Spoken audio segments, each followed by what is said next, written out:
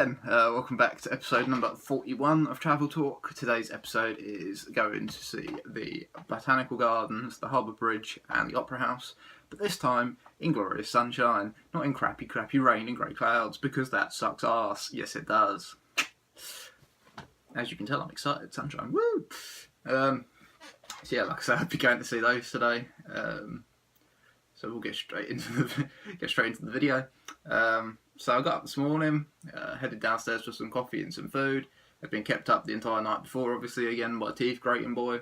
If you didn't see the last video, there's an Indonesian gentleman in the bed across from me. And basically, he grinds his teeth consistently, loudly, for about 5 hours a night. And then sleeps the entire day and goes out at 5 o'clock.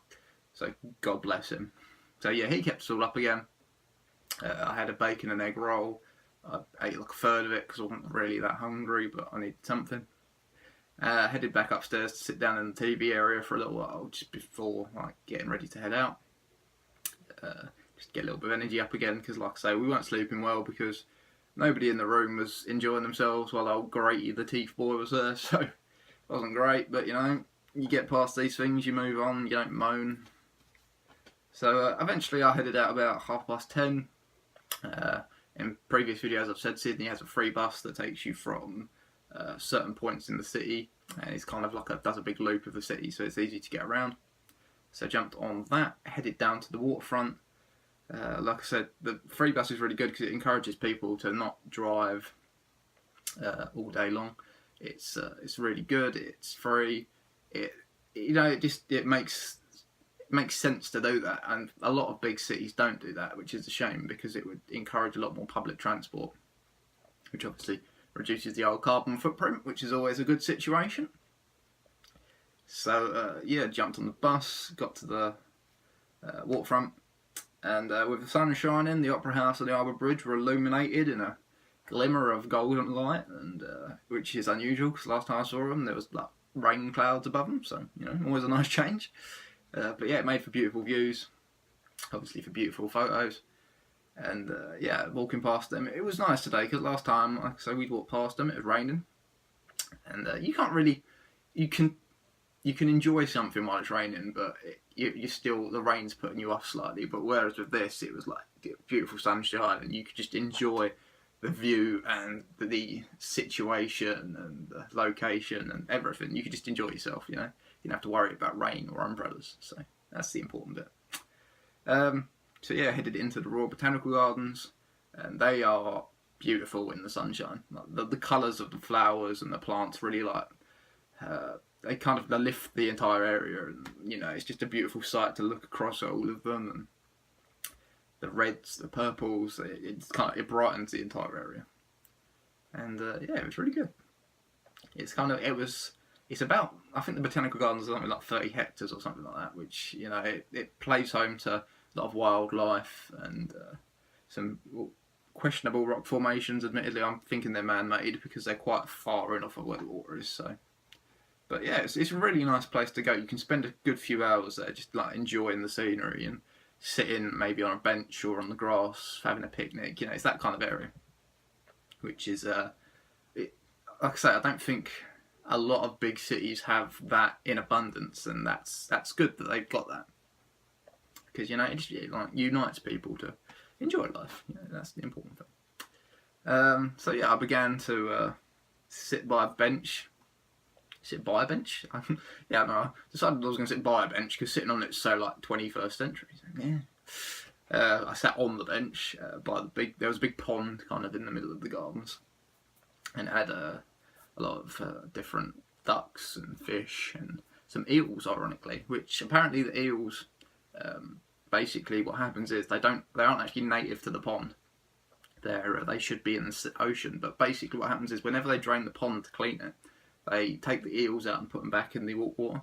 Well, basically, apparently what happens once the pond has been refilled, the eels actually manage to get out of the water, cross the barrier, and back into the pond, so they're always coming back, which is quite impressive, I must say. I didn't think eels were that, you know, acrobatic to jump over walls and fences, but apparently they are, so I'm impressed. But yeah, it's a beautiful pond, you know, there was some jumping fish as well, that was cool. You sat there and all of a sudden this fish jumps in the air and like jumps about 2 feet up and goes back in. You're like, what the hell? So that was pretty cool. Ended up sitting there for about half an hour, watching everything happening around me. It was a tranquil little area, I must say. So yeah, then we strolled around the rest of the botanical gardens and made my way back to the entrance gates by the Opera House, moving once more back to the bus stop to head back to the hostel. And by now, I was a little bit tired, walked around quite a bit today, and due to the fact that the guy who grinds his teeth is still there, obviously, like I say, not sleeping very well. And yeah, I just wanted to get back and kind of lay down for a little while.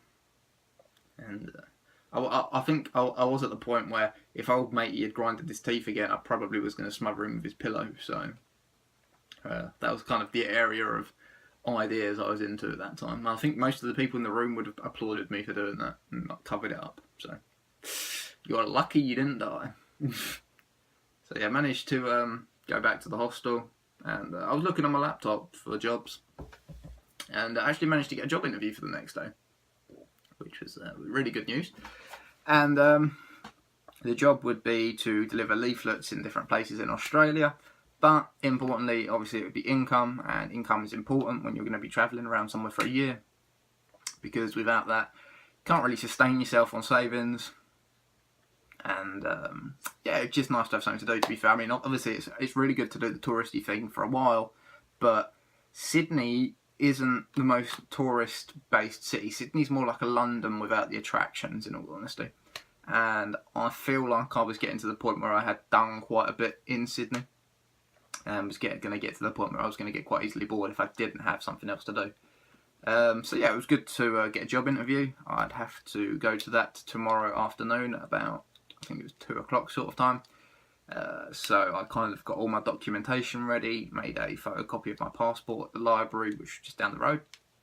And yeah, headed back to the hostel again, had some dinner in the sidebar, which was the restaurant bar sort of place attached to the hostel. Got some lasagna and chips for $8, which is a bargain.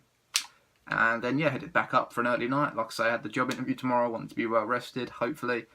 My idea was if I tried to get some sleep between the hours of 10 and, like, I don't know, 3 a.m.